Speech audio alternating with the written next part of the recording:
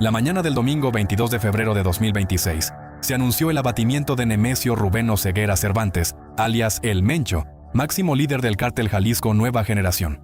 El Mencho, de 59 años, fue cofundador del cártel Jalisco Nueva Generación, organización que en una década logró expandirse por gran parte del territorio nacional, consolidándose como una de las estructuras criminales con mayor capacidad operativa y de violencia extrema.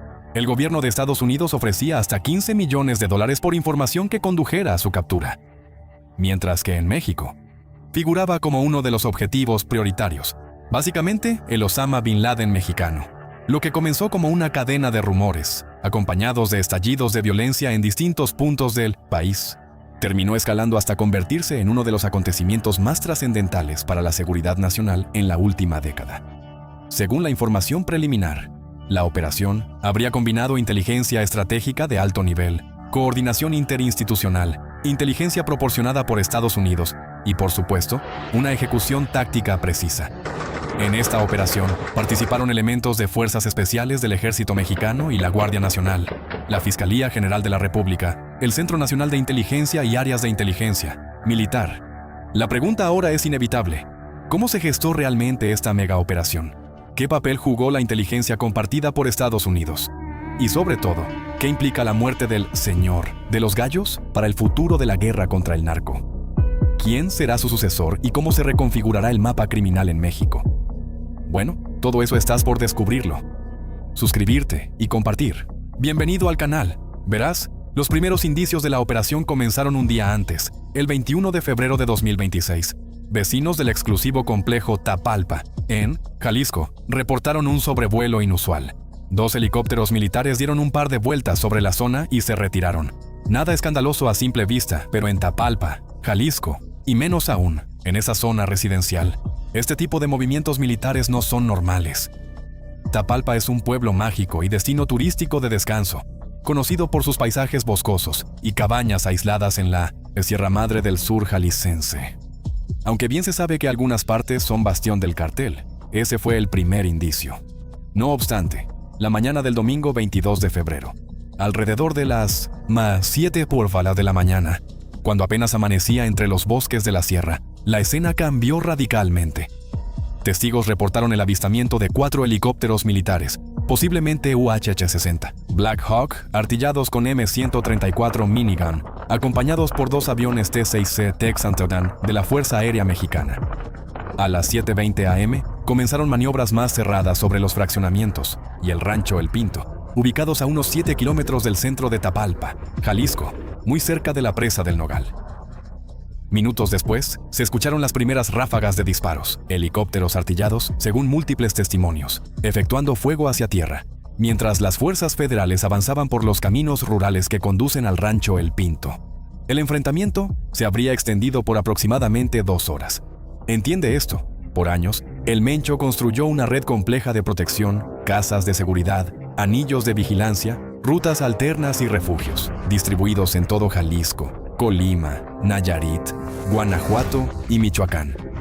Su movilidad constante era su principal blindaje. Esa disciplina operativa alimentó durante años la percepción de que su captura era prácticamente imposible, muy similar a lo que pensábamos con El Mayo, Zambada. Ahora bien, aunque la información oficial es limitada y probablemente muchos detalles no se revelen pronto, todo apunta a que los hechos centrales ocurrieron en el rancho El Pinto, ubicado a tan solo 2 kilómetros del complejo en Tapalpa. No se sabe con certeza qué hacía El Mencho en ese rancho o cerca de él. Podrían haber sido un periodo de descanso en el bosque de la sierra, tal vez una reunión estratégica, no lo sabemos. Lo que sí es consistente con su historial es que viajaba con su círculo más cercano de seguridad, básicamente su guardia pretoriana, como en prácticamente todos sus desplazamientos. Lo que, aparentemente, no lograron detectar fue que el movimiento ya estaba en marcha. Según el comunicado oficial de la Sedena, Fuerzas Especiales del Ejército Mexicano, posiblemente de la Fuerza Especial Conjunta o de las Fuerzas Especiales de la Brigada de Fusileros Paracaidistas, apoyadas por la Fuerza Especial de Reacción Inmediata, ejecutaron una operación basada en meses de inteligencia estratégica. Todo esto con colaboración del CNI y la Fiscalía Especializada en Materia de Delincuencia Organizada, a quienes a su vez Estados Unidos les había entregado paquetes de inteligencia extremadamente importantes para esta operación. Y bueno, ya fuera bajo la aprobación de la presidenta Claudia Sheinbaum, del secretario de Seguridad Omar García Harfuch, del secretario de la Defensa Nacional Ricardo Trevilla Trejo, o de los tres. Alguien en la cúspide del aparato de seguridad dio luz verde. Durante el potente intercambio de fuego, 4 integrantes del cartel Jalisco Nueva Generación fueron abatidos en el lugar, y otros 3 resultaron gravemente heridos. Todos ellos, presuntamente, miembros del anillo de seguridad más cercano a El Mencho. En algunos canales cerrados han comenzado a circular presuntos nombres de integrantes de alto nivel del cartel. Entre los alias mencionados se encuentran El Sapo, El Alacrán, El Rebelde, el R1, que según esto es hijo del Tío Laco, el R3, el J1, el Fresa, el Tigre, el Chaparro y el Comandante Pai. Es importante subrayar que todos estos nombres y alias provienen de fuentes no oficiales, y su participación y muerte, al intentar proteger al Mencho, no han sido confirmadas por las autoridades mexicanas o estadounidenses.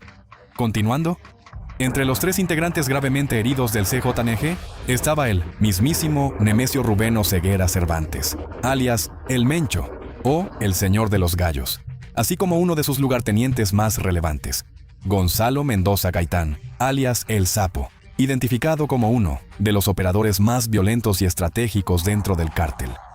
Durante esta operación, se aseguraron vehículos blindados de fabricación artesanal, conocidos como monstruos o narcotanques, lanza, cohetes con capacidad antiblindaje y potencial para amenazar aeronaves a baja altura, y fusiles de asalto de alto calibre y ametralladoras ligeras. Como te mencioné, al momento de grabar este video, la información aún es muy limitada, pero ya es suficiente para reconstruir un panorama preliminar de lo ocurrido. Ahora, conforme avanzaban las horas, aproximadamente a las 9:34 am en Jalisco, el gobernador Pablo Lemus Navarro confirmaba lo que muchos ya sospechaban. Un operativo de alto impacto se desarrollaba en el municipio de Tapalpa, Jalisco. La muerte del Mencho detonó una reacción inmediata y furiosa del CJNG. Desde las primeras horas del día se registraron narcobloqueos en carreteras, incendios de vehículos y ataques a tiendas y establecimientos en distintas zonas de Jalisco.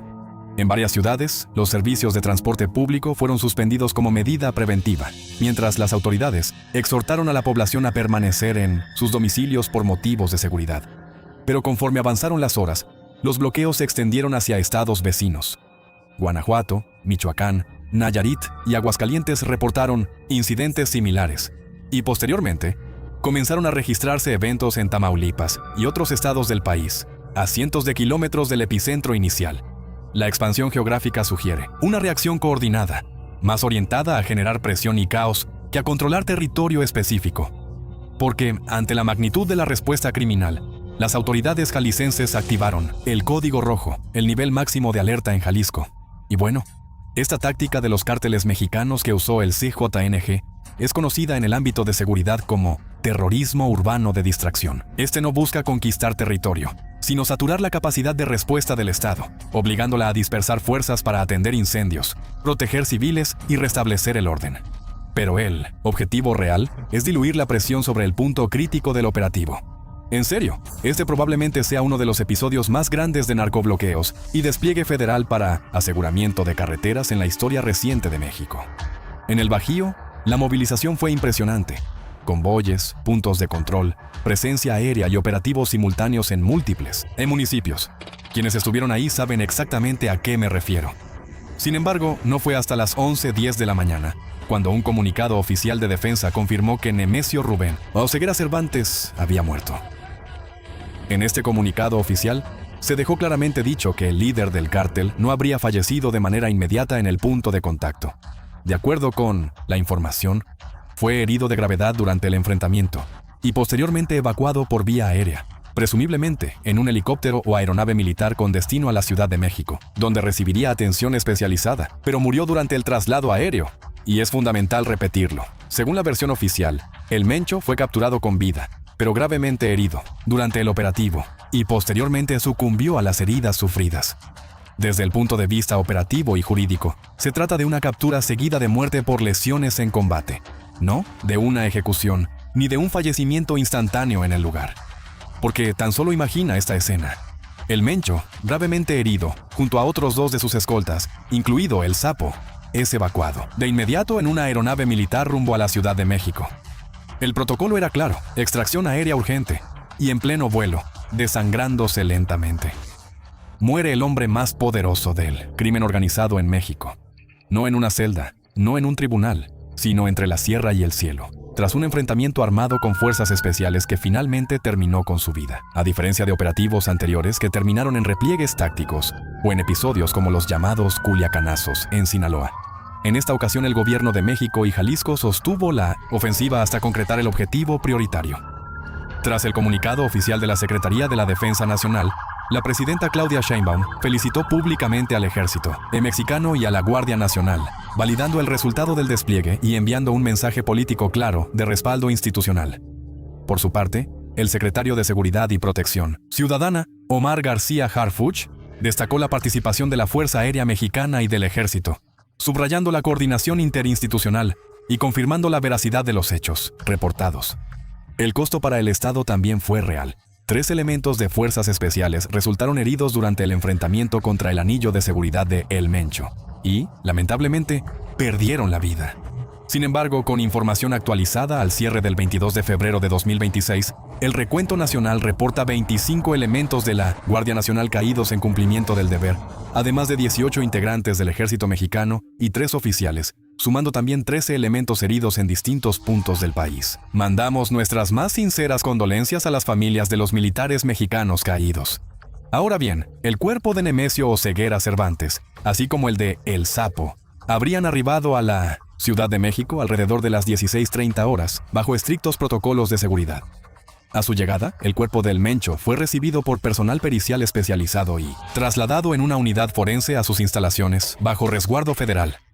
Quienes no viven en la Ciudad de México difícilmente pueden dimensionar la magnitud del despliegue policial y militar que se vivió en la capital. El destino operativo sería la Fiscalía Especializada en Materia de Delincuencia Organizada, donde se activaron los procedimientos legales correspondientes en casos de alto perfil. En este tipo de situaciones, no basta con el reconocimiento visual. Se realizan dictámenes periciales completos que incluyen necropsia de ley, pruebas de biométrica, análisis dactiloscópico, confronta genética de ADN, revisión odontológica forense y documentación fotográfica detallada para integrar la carpeta de investigación. Estos protocolos no solo confirman la identidad del objetivo, sino que también determinan la causa exacta de muerte y preservan la cadena de custodia, un elemento crítico cuando se trata del abatimiento de un capo de alto valor. Pero aquí hay un detalle que dice mucho en pocas palabras. Verás, el comunicado de la Secretaría de la Defensa Nacional Mexicana es particularmente revelador al mencionar la coordinación y cooperación bilateral con los Estados Unidos. Esa frase no es decorativa. En términos operativos, sugiere un componente tecnológico y de inteligencia mucho más profundo de lo que se percibe a simple vista. Porque verás, en este tipo de operaciones de alto valor, la inteligencia de señales, el análisis de metadatos, la fusión de inteligencia y el uso de plataformas ISR de los estadounidenses suelen ser determinantes. El rastreo de comunicaciones satelitales, patrones electrónicos, firmas digitales y movimientos logísticos, un ámbito donde las agencias estadounidenses mantienen una ventaja tecnológica considerable, pudo haber sido clave para localizar el refugio exacto en la zona boscosa de Tapalpa, Jalisco. Diversos medios internacionales reportaron que existió apoyo de la Fuerza de Tarea Conjunta Interagencial contra los Cárteles, una estructura bajo el mando del Comando Norte de los Estados Unidos, diseñada específicamente para mapear, desarticular y golpear redes criminales transnacionales que impactan la seguridad estadounidense.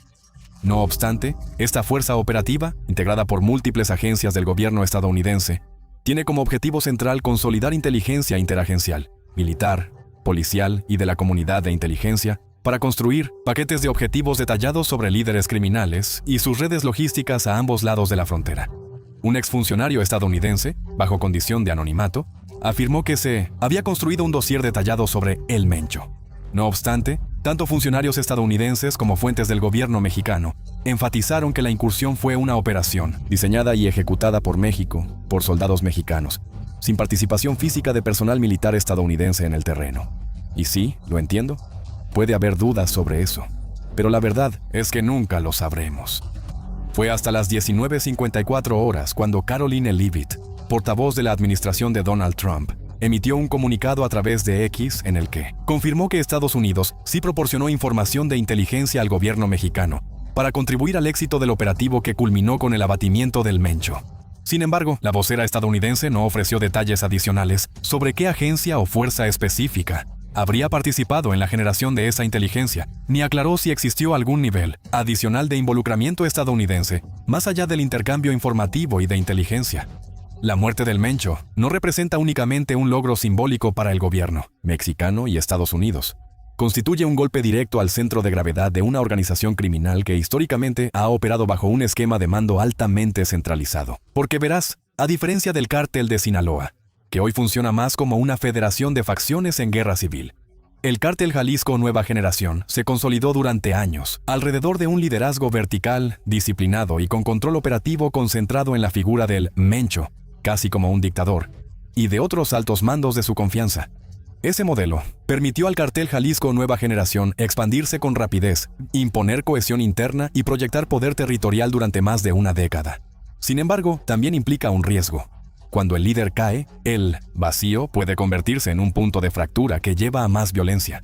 Por eso, muchos analistas han puesto el foco en 4 figuras clave que, por su jerarquía, control territorial y cercanía con el fallecido Mencho, se perfilan como los posibles herederos del imperio criminal. Número 1. Juan Carlos Valencia González, el 03. Verás, el 03 es considerado por algunos analistas como el candidato natural. Es identificado como hijastro del Mencho, lo que le otorgaría una legitimidad simbólica dentro de la estructura interna del cártel, especialmente tras la captura y extradición de Rubén Oseguera González, el Menchito, hijo biológico del líder, y quien durante años fue visto como el heredero directo. Pero, además del factor familiar, su peso operativo es muy relevante. Al 03 se le vincula con el liderazgo del llamado Grupo Élite, una de las células más agresivas del CJNG. Sin embargo, su liderazgo no estaría exento de tensiones. Los jefes de plaza con mayor antigüedad, autonomía territorial y control financiero podrían cuestionar su autoridad, especialmente si perciben que su legitimidad descansa más en el apellido que en el consenso operativo. Número 2. Audias Flores Silva, el jardinero. Este es quizás el estratega con mayor poder operativo dentro del cartel Jalisco Nueva Generación. Sus hombres de mayor confianza se llaman a sí mismos Gente del Jardinero. El jardinero controla la producción y tráfico de drogas sintéticas en la zona del Pacífico, y es el encargado de la seguridad en el Bastión de Nayarit, así como de otras zonas en Michoacán y Jalisco.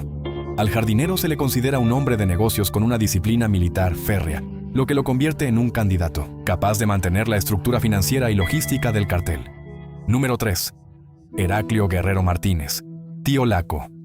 Este representa la conexión del cártel con las redes de autodefensas y grupos locales en Michoacán, así como de las redes de huachicol del cartel. Su importancia radica en su conocimiento del terreno y sus alianzas estratégicas para el control de precursores químicos en los puertos de Lázaro Cárdenas y Manzanillo. Aunque es una figura de gran jerarquía, su perfil es más de operador regional que de líder global de la organización. Además, hay que dejar en claro que uno de sus hijos, conocido como R1, murió en la operación contra el Mencho. Número 4. Ricardo Ruiz Velasco, el R. Este es el comandante operativo con mayor exposición mediática, famoso por los videos propagandísticos donde muestra el poder de fuego del cártel, así como por ordenar el asesinato de una influencer mexicana.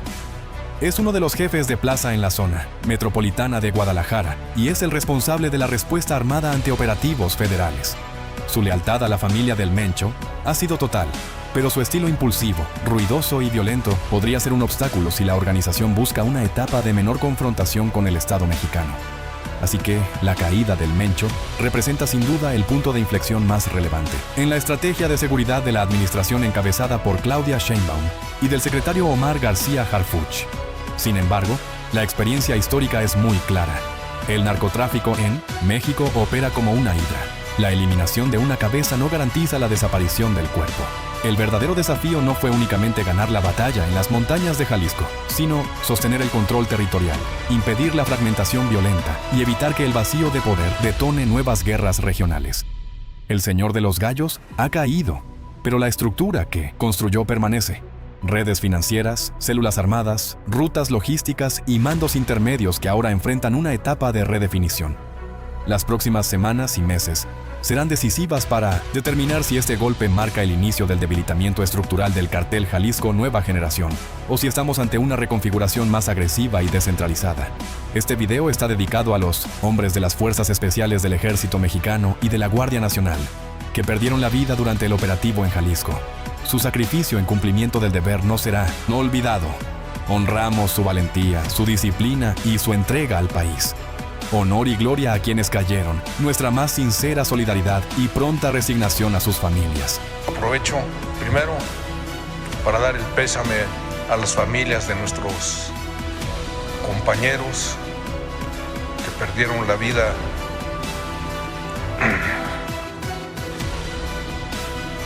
también